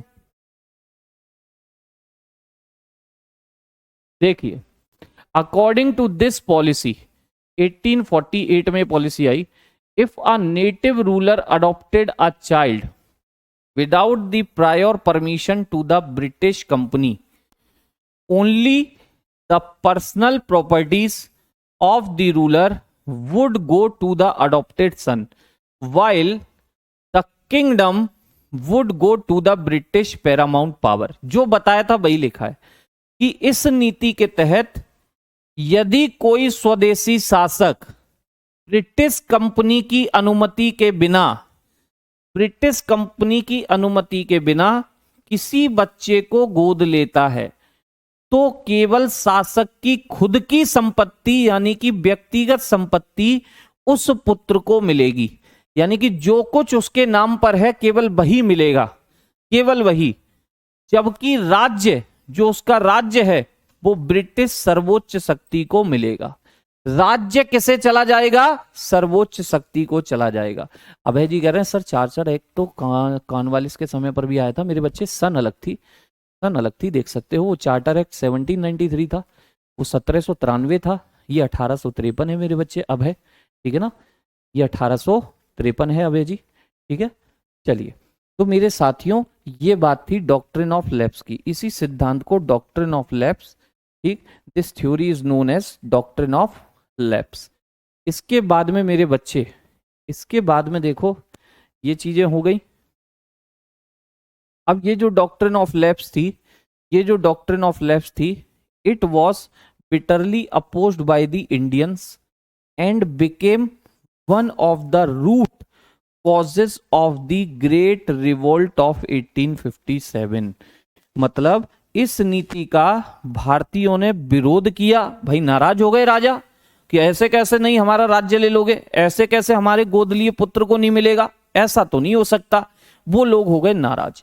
अब नाराज हो गए तो 1857 के महान विद्रोह, जो 1857 की क्रांति होती है, revolt of 1857, great revolt of 1857, 1857 की महान विद्रोह, महान क्रांति का एक ये भी कारण था, एक ये भी कारण था, ठीक है। डबल टिक वाले मेरे बच्चे कतई इंपोर्टेंट है विनीता, ठीक। तो ये भी इनमें से एक कारण था 1857 की क्रांति का। इसके बाद में मेरे बच्चे फिर देखो, अब मैंने कहा ना, मैंने कहा आपसे ये जो व्यक्ति थे कौन थे, ये सारे के सारे व्यक्ति थे भारत के गवर्नर जनरल। अब मेरे बालकों जरा हेडिंग पढ़ेंगे तो आप देख सकते हैं important events under viceroy of India. Bharat के वायसराय की हम बात करने आए हैं, ठीक। अब ये जो गवर्नर जनरल का पद है, ये भारत का जो, ये जो भारत का गवर्नर जनरल हुआ करता था, इसी पोस्ट का नाम बदलकर, इसी पोस्ट का मेरे बच्चे नाम बदलकर क्या हो गया? भारत के वायसराय हो गया। पिंकी कुशवाहा जी, बिल्कुल अंतर है, बिल्कुल अंतर है। जो गवर्नर जनरल पोस्ट थी वो कंपनी की थी, वो कंपनी की तरफ से थी। लेकिन 1857 की क्रांति जब हुई तो कंपनी को बंद कर दिया गया, कंपनी को बंद कर दिया गया।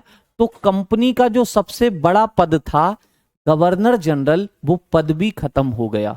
और उस पद की जगह कौन सा नई पोस्ट आ गई? उस पोस्ट की जगह कौन सी नई पोस्ट आ गई? भारत के गवर्नर जनरल की जगह भारत के वायसराय नाम की पोस्ट आ गई। सत्येंद्र जी, चलिए, तो अब बात आती है वायसराय की, और शुरुआत होती है लॉर्ड कैनिंग से। 1856 से लेकर 62, 1856 से लेकर 62। तो यहां सबसे पहला ही पॉइंट लिखा है, पढ़ लीजिएगा, इंपोर्टेंट है। First viceroy and the last governor general of India, ठीक है। मैंने कहा था ना, जो व्यक्ति लास्ट होता है, जो व्यक्ति लास्ट होता है, चमन जी बिल्कुल बात करेंगे, ठीक है, जो व्यक्ति लास्ट होता है वही अगली पोस्ट में पहला होता है। तो अभी तक हम भारत के गवर्नर जनरल पढ़ रहे थे, लास्ट कौन था? कैनिंग। तो अगली पोस्ट में पहला कौन हो गया? कैनिंग। पहला वायसराय कौन बना भारत का? कैनिंग, ठीक। Withdrew the doctrine of lapse, ठीक है। भारत के पहले वायसराय और अंतिम गवर्नर जनरल कौन थे मेरे बच्चे? ये लॉर्ड कैनिंग थे। और इन्होंने ही डॉक्ट्रिन ऑफ लैप्स को वापस लिया था। इन्होंने कह दिया डॉक्ट्रिन ऑफ लैप्स खत्म की जाती है, डॉक्ट्रिन ऑफ लैप्स खत्म की जाती है, इन्होंने उसे खत्म कर दिया था, ठीक है।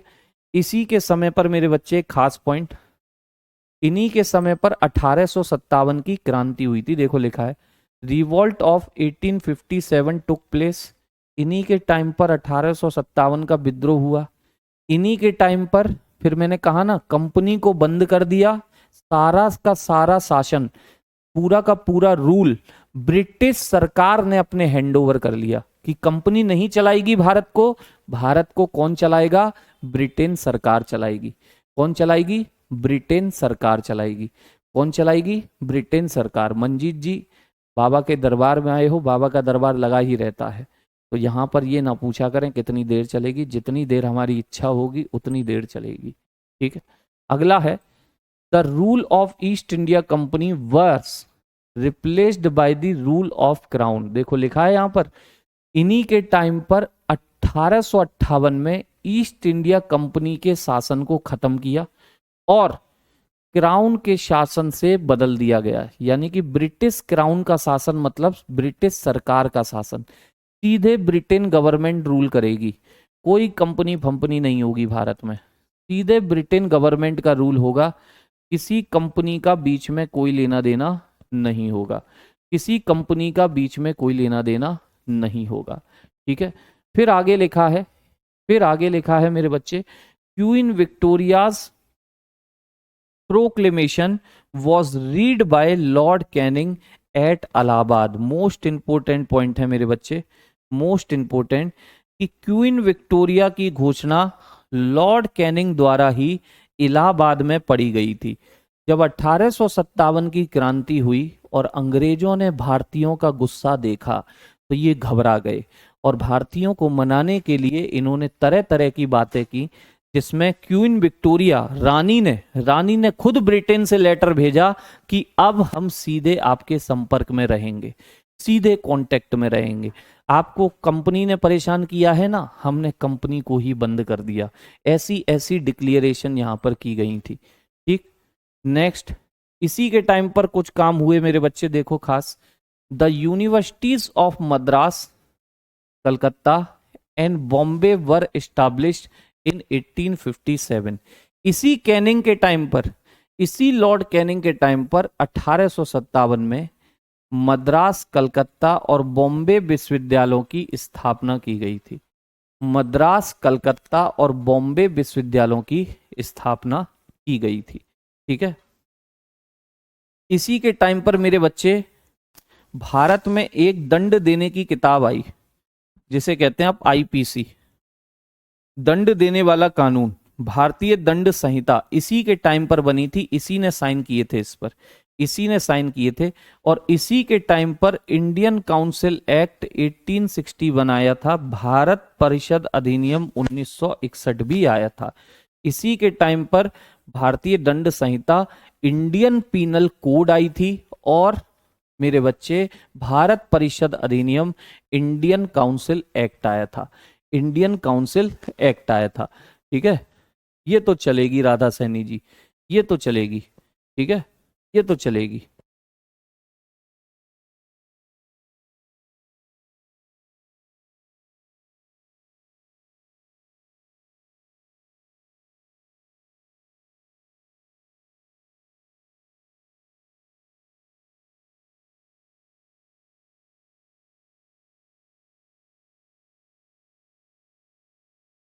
फिर आता है अगला मेरे बच्चे, लॉर्ड एल्गिन। लॉर्ड एल्गिन कब से कब तक होते हैं? 1862 से लेकर 63, 1862 से लेकर 63। और एक ही पॉइंट देते हैं मेरे बच्चे, इसे याद कर लेना, एक ही पॉइंट देते हैं, इसे याद कर लेना, कि establishment of Calcutta high court, Bombay high court and Madras high court in 1862। 1862 में भारत में 3 हाई कोर्ट बने थे, 1862 में भारत में 3 हाई कोर्ट बने थे, गुरुदेव, Calcutta high court, Bombay high court और मद्रास हाई कोर्ट। कौन था वायसराय? Lord Elgin. कौन था वायसराय? Lord Elgin. ठीक है, कौन था? लॉर्ड एल्गिन उस समय मेरे बच्चे वायसराय था। और याद रखें मेरे बच्चे, और याद रखें, आप कहेंगे सर यूनिवर्सिटी भी इन्हीं 3 जगह बनी थी, सर हाई कोर्ट भी इन्हीं 3 जगह बनवा रहे हो, ऐसा क्यों? ऐसा इसलिए मेरे बच्चे, ब्रिटिश की 3 प्रेसिडेंसी थी, ब्रिटिश की 3 प्रेसिडेंसी थी। कभी भी आपसे पूछे ब्रिटिश की कितनी प्रेसिडेंसी थी, ब्रिटिश की कितनी प्रेसिडेंसी थी? 3 प्रेसिडेंसी।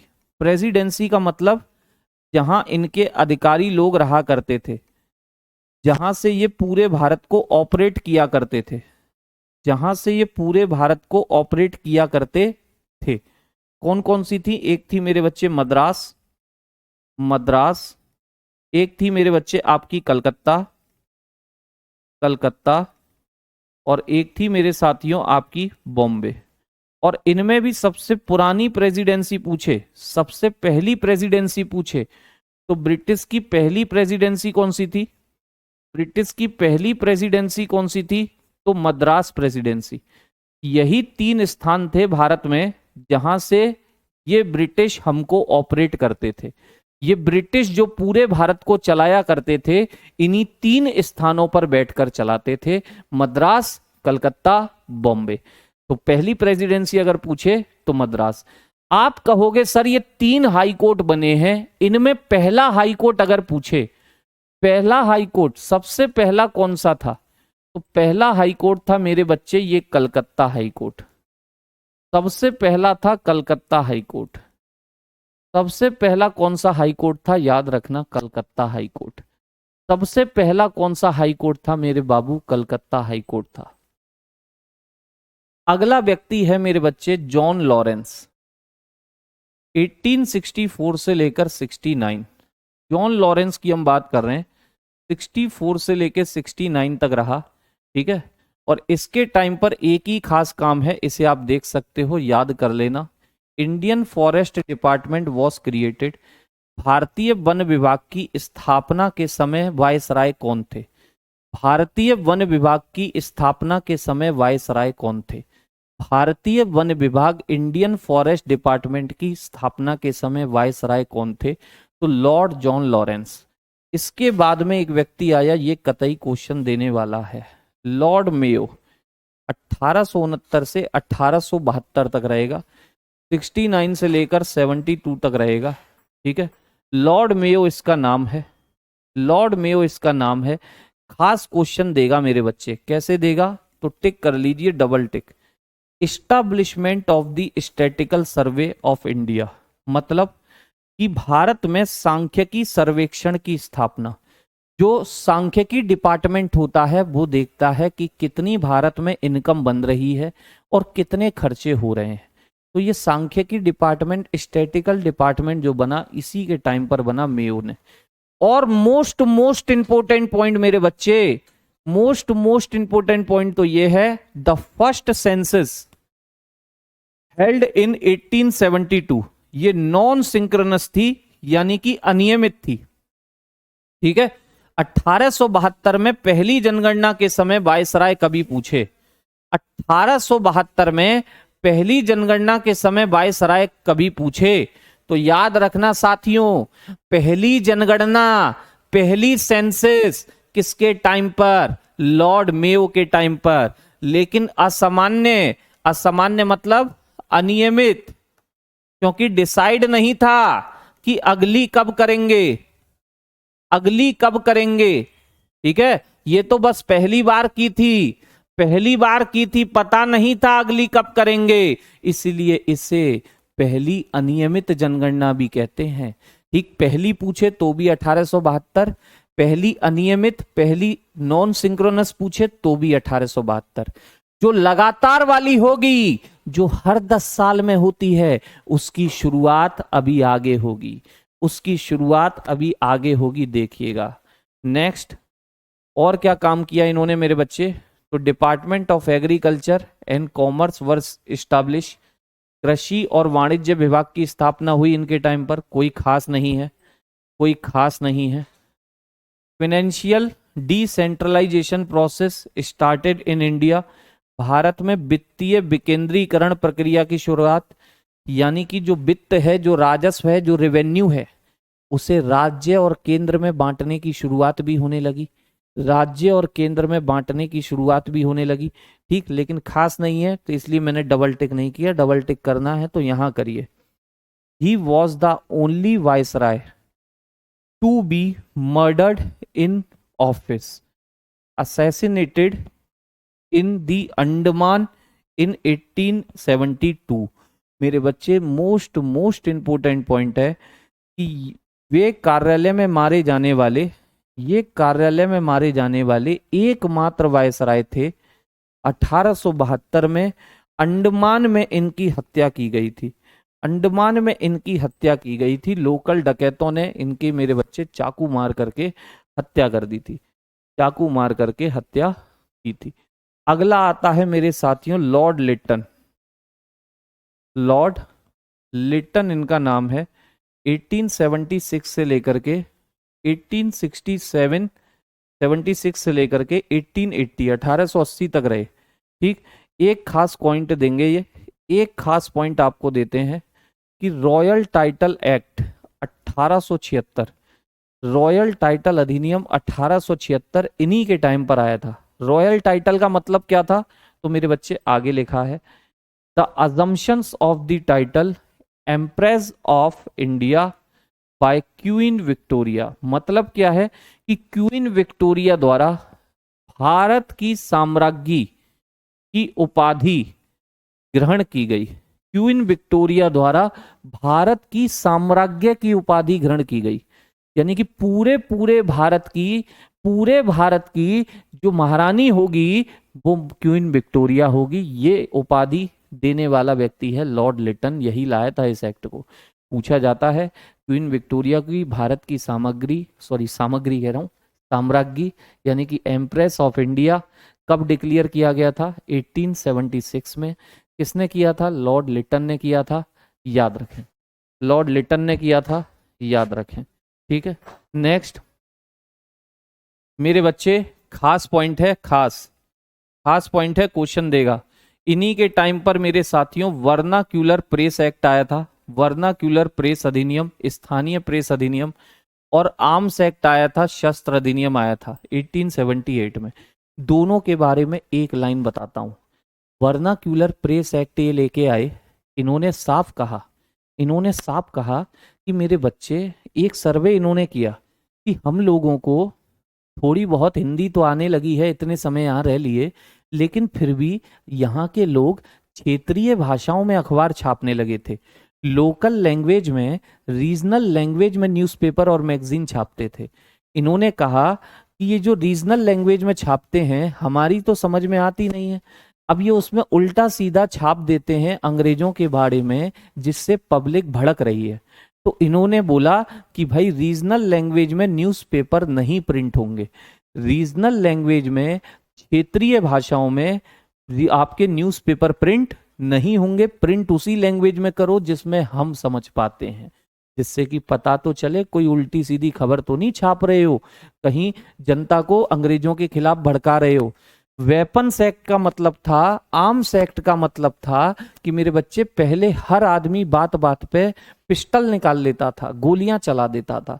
अंग्रेज बोले इन पे बंदूकें इतनी आती कहां से हैं? इतनी बंदूकें आ रही हैं, एक काम करिए, हथियार रखने के लिए लाइसेंस को कंपलसरी करिए। लाइसेंस को कंपलसरी, जैसे आज होता है ना, बंदूक किसी को लेनी हो तो लाइसेंस होना चाहिए। इसी ने मेरे बच्चे लाइसेंस की शुरुआत की थी। कहा कि ये भाई मतलब में हथियार रख लेते हैं और जब चाहे अंग्रेजों पर चला देते हैं, ये बैन कराओ इनको, लाइसेंस पॉलिसी शुरू करो, जिस पे लाइसेंस होगा केवल वही रख पाएगा। ठीक है, ओके, चलिए अगला है मेरे बच्चे अपॉइंटमेंट ऑफ फर्स्ट फेमिनन कमिश्नमेंट 1878। पहला अकाल आयोग इसने बनाया, कोई खास नहीं है। ठीक, he was known as the viceroy of reverse character. ये विपरीत चरित्र के वायसराय के रूप में जाना जाता है। विपरीत चरित्र का मतलब है कि ये जो था मेरे बच्चे बहुत ही टफ था। टफ मतलब अपने सिद्धांतों को लेकर के, अपने काम को लेकर के बहुत टफ था, इसीलिए लोग इसे कहते हैं वायसराय ऑफ रिवर्स कैरेक्टर। ये तो बहुत खतरनाक व्यक्ति है, खतरनाक, इसने काम ही ऐसे किए। अगला आया लॉर्ड रिपन, ये भी आपको खास पॉइंट देगा, जनगणना कराएगा बच्चे, ये रेगुलर वाली जो हर 10 साल में होती है ना, यहीं से उसकी शुरुआत हुई। देखो, पहला है फर्स्ट फैक्ट्री एक्ट, पहला फैक्ट्री अधिनियम 1881, मजदूरों के लिए आया था, कोई खास नहीं। अगला पॉइंट खास है। The first synchronous census in India was held in 1881। Bharat में पहली बार एक समान या नियमित जनगणना, एक समान कह लो या नियमित जनगणना कह लो। नियमित का मतलब था कि टाइम डिसाइड किया गया कि हर 10 साल में हम क्या करेंगे, जनगणना। यहीं से टाइम डिसाइड हुआ था कि हर 10 साल में हम क्या करेंगे, जनगणना। 1900 जो 1872 वाली थी वो तो पहली थी, लेकिन रेगुलर नहीं थी। पहली रेगुलर कौन सी है, ये 1881 जो कराई रिपन ने, वो कराई थी मेयो ने। ठीक है, वो कराई थी मेयो ने। और एक और खास पॉइंट मेरे बच्चे, एक और खास point, introduce local self government in 1882, called the founding father of local self government. 1882 में स्थानीय स्वशासन की इसने शुरुआत की और इसे स्थानीय स्वशासन का जनक कहते हैं। कई बार पेपरों में आ चुका है। किसे कहते हैं, लॉर्ड रिपन को कहते हैं। भारत में स्थानीय स्वशासन का जनक कभी पूछे, father of local self government कभी पूछे, तो लॉर्ड रिपन आंसर आता है। ये जो लॉर्ड रिपन है, इसी ने कहा था कि मेरे साथियों, आपको एक ऐसी गवर्नमेंट बनानी चाहिए जो कहीं ना कहीं पब्लिक से ही व्यक्ति को सिलेक्ट किया जाए, जो उसी पब्लिक में से एक हो। जैसे आपके पंचायत, पंचायत में जो प्रधान होता है वो उसी जगह का रहने वाला होता है, उसी गांव का रहने वाला होता है। और आप पंचायतों को लोकल गवर्नमेंट का ही एग्जाम्पल मान सकते हो। ठीक है, लोकल वो तो आजादी के बाद होती है पूजा जी। पूजा जी, आजादी के बाद पहली जनगणना है वो। थोड़ा सा दिमाग दौड़ाया कीजिए। ठीक, चलिए अगला है मेरे बच्चे, division of finance between centre and provinces. केंद्र और राज्य के बीच इन्होंने वित्त का विभाजन करना शुरू किया, जो भी टैक्स कलेक्ट हो रहा है। इसके बाद जो आए, देखो रिपन की बात चल रही है अभी, तो रिपन की बात चल रही है। प्राथमिक और माध्यमिक शिक्षा में सुधार है। हंटर कमीशन आया था। हाँ, मोस्ट इंपोर्टेंट पॉइंट है मेरे बच्चे, हंटर आयोग। शिक्षा में सुधार के लिए हंटर आयोग कब आया, हंटर आयोग मेरे बच्चे किसके समय पर आया था, कभी पूछे।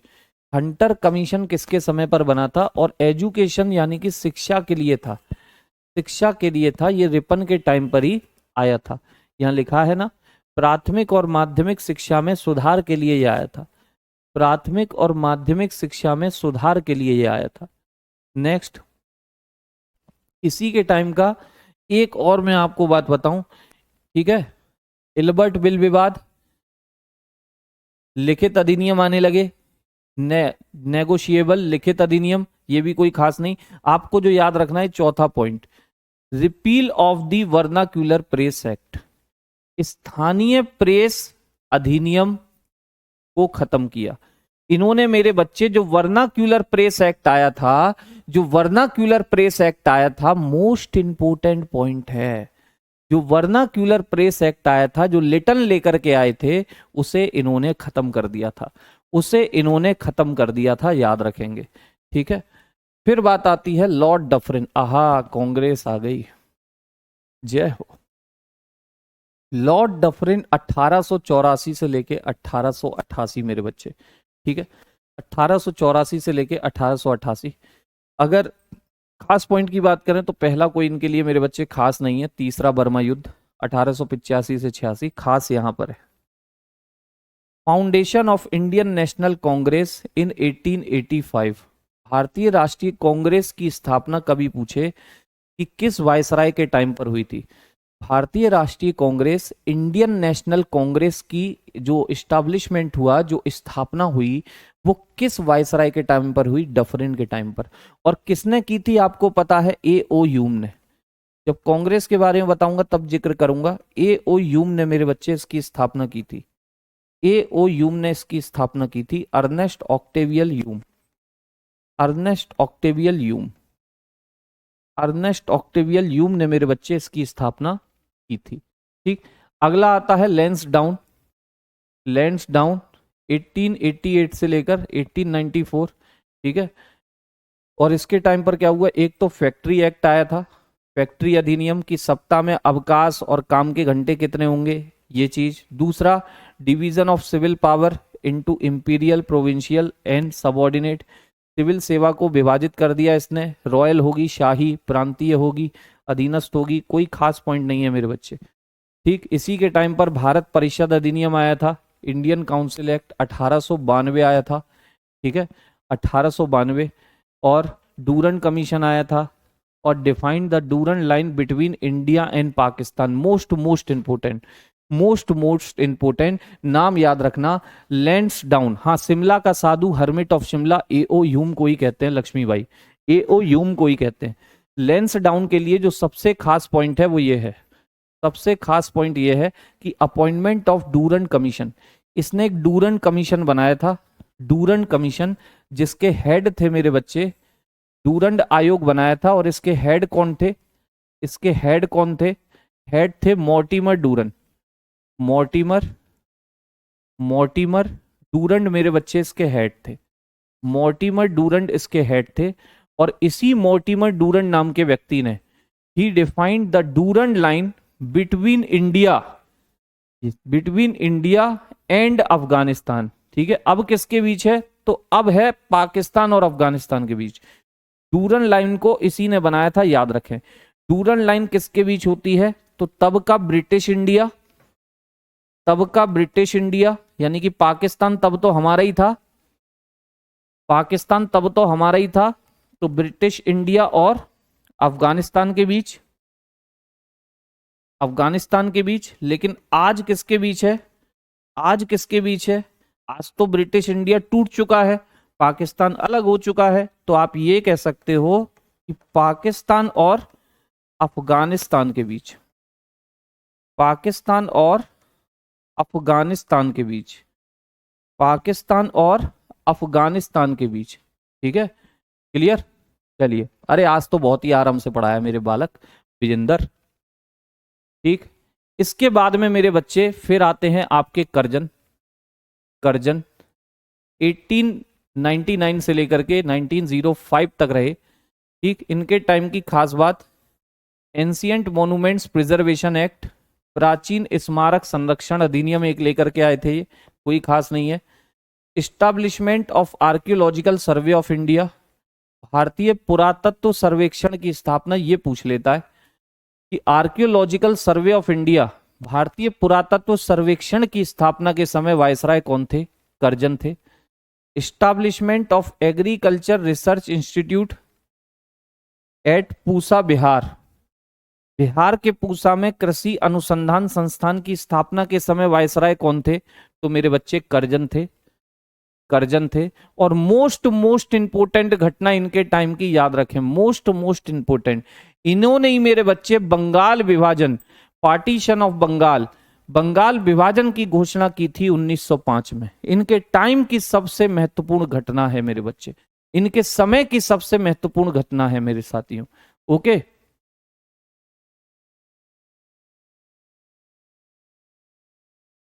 हाँ जी तेज प्रताप जी, इनके टाइम की सबसे महत्वपूर्ण घटना है बंगाल विभाजन। ठीक, इसके बाद अपॉइंटमेंट ऑफ रेले कमीशन, ठीक है ना, जिससे कि विश्वविद्यालयों में सुधार किए गए थे, रेले आयोग आया था, रेले आयोग। फिर आता है मेरे बच्चे ये मिंटो, फिर आता है आपका मिंटो मेरे साथियों, फिर आता है आपका मिंटो। चलो मिंटो को और देख लेते हैं, इससे आगे की कहानी फिर देखेंगे कल। लॉर्ड मिंटो 1905 से लेकर के कब तक रहा, 1910 तक रहा। और इसके टाइम पर सबसे पहला मेरे बच्चे इंपॉर्टेंट पॉइंट है, स्वदेशी मूवमेंट चला था एक, स्वदेशी आंदोलन 1905, स्वदेशी आंदोलन 1905 ये चलाया था मेरे बच्चे किसने, बाय बाल गंगाधर तिलक साहब ने चलाया था। स्वदेशी मूवमेंट के समय पर आपसे कभी भी पूछे कि कौन थे मेरे बच्चे वायसराय, प्रतीक्षा जी, समय तो मेरे बच्चे 1 से लेके पूरा का पूरा 3 बजे तक है। अब उस बीच में जब तक ऐसा लगता है कि हाँ चलो बहुत हो गया, तो हम 1.5 घंटा, पौने 2 घंटा तब तक चलाते हैं। ठीक है, Surat session and split in Congress in 1907। Surat अधिवेशन जिसमें कांग्रेस में विभाजन हुआ था, जिसमें कांग्रेस में विभाजन हुआ था, उस समय पर भी वायसराय कौन थे? सूरत अधिवेशन कांग्रेस की, सूरत कॉन्फ्रेंस जिसमें कांग्रेस में फूट पड़ी थी, नरम दल गरम दल में वो टूट जाती है, उस समय पर वायसराय पूछे कौन थे? याद रखिएगा मिंटो थे, याद रखिएगा मिंटो थे। इन्हीं के समय पर मेरे बच्चे एक एक्ट आया था जिसे कहते हैं मोर्ले मिंटो एक्ट, जिसे मोर्ले मिंटो सुधार भी कहा जाता है, मोर्ले मिंटो सुधार भी कहा जाता है। और इन्हीं के टाइम पर एक पार्टी बनी थी मेरे बच्चे, इन्हीं के टाइम पर, इन्हीं के वो टाइम पर एक पार्टी बनी थी मुस्लिम लीग। कांग्रेस बनी थी डफरिन के समय पर, लेकिन मुस्लिम लीग बनी है आपके मिंटो के टाइम पर। और मुस्लिम लीग की स्थापना कौन किया था? मुस्लिम लीग की स्थापना कौन किया था? तो नाम लिख लेना बाई लगा के, sir Aga Khan, Aga Khan, Aga Khan and Salimullah Khan, and Salimullah Khan, and Salimullah, and Salimullah Khan, Aga Khan and Salimullah Khan मेरे बच्चे इसकी स्टार्टिंग किए थे। और कहां पर किए थे? तो मेरे बच्चे इसकी स्थापना हुई थी ढाका, ढाका बोले तो Bangladesh.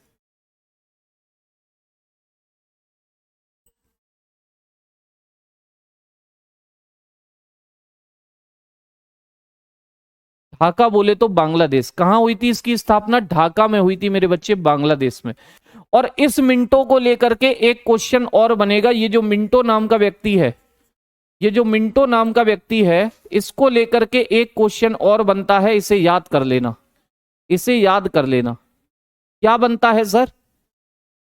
Father of, father of separate election, father of separate election in India, separate election in India, father of separate election in India, father of separate election in India, भारत में पृथक या सांप्रदायिक निर्वाचन का जनक, भारत में पृथक या, भारत में पृथक या सांप्रदायिक निर्वाचन का, सांप्रदायिक निर्वाचन का मेरे बच्चे कभी जनक पूछे, सांप्रदायिक निर्वाचन का कभी आपसे जनक पूछे, सांप्रदायिक निर्वाचन का जनक कौन होता है? तो यही मिंटो होता है, यही मिंटो होता है। ठीक है, इसी मिंटो ने मेरे बच्चे स्टार्ट किया था ये। आप कहोगे सर ये है क्या? मेरे बच्चे जिस क्षेत्र में शुरुआत में ये मुसलमानों के लिए आया था और जिस क्षेत्र में मुस्लिम जनसंख्या ज्यादा होती थी, वहां से हर पार्टी का कैंडिडेट केवल मुसलमान ही खड़ा होता था और उसे वोट देने वाली जनता भी कौन होती थी? मुसलमान होती थी। उसे वोट भी कौन देते थे? मुसलमान। शुरुआत में ये केवल मुसलमानों के लिए आया।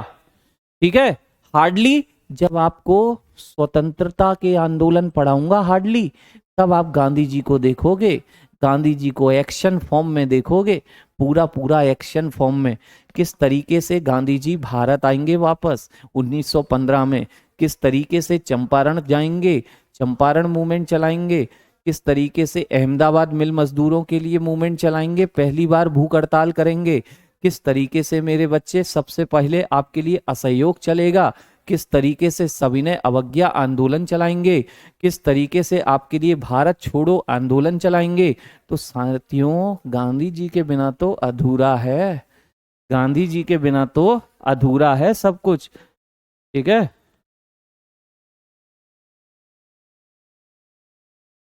चलिए चलिए चलिए, तो भैया आज के लिए यहीं आपसे मुलाकात ऑफ करता हूं। ठीक है ना, आज आपसे यहीं छोड़ता हूं और कल यहीं से मैं कंटिन्यू करूंगा और कल ही बताऊंगा आपको 1857 की क्रांति। कल ही बात करेंगे कांग्रेस पर, कांग्रेस पर और उसके आपके मीटिंग्स पर, जो उसकी कॉन्फ्रेंस होती है, सम्मेलन होते हैं। तो आज आपसे यहीं विदा चाहेंगे, आज आपसे यहीं विदा चाहेंगे। शिखा जी, शिखा मिनी जो भी हैं मेरे बच्चे, जयप्रकाश, जयप्रकाश। ठीक है, मेरा नाम डॉक्यूमेंटेड मेरे बच्चे जयप्रकाश है। 10th 12th की जो मार्कशीट है जयप्रकाश है। ठीक, उसी नाम से हर जगह दिखाई देता हूं। ठीक, ये तो मेरे बच्चे आप सबके प्यार से नाम है मेरा जितेश, ठीक है। डॉक्यूमेंटेड नेम मेरा हर जगह, मेरे फॉर्म वगैरह में भी हर जगह आधार कार्ड वगैरह जयप्रकाश चलता है। चलिए, तो धन्यवाद साथियों, जय हिंद जय भारत।